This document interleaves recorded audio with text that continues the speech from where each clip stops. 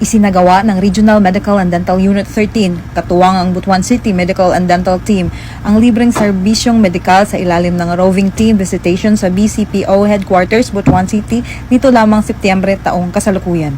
Pinangunahan ang aktibidad ni Police Lieutenant Colonel Neil Mark Imanzala, Acting Chief ng RMDU 13, kasama si Police Lieutenant Dicely C. Tersona, Team Leader ng BCMDT, katuwang ang mga medical staff at support personnel mula sa BCMDT.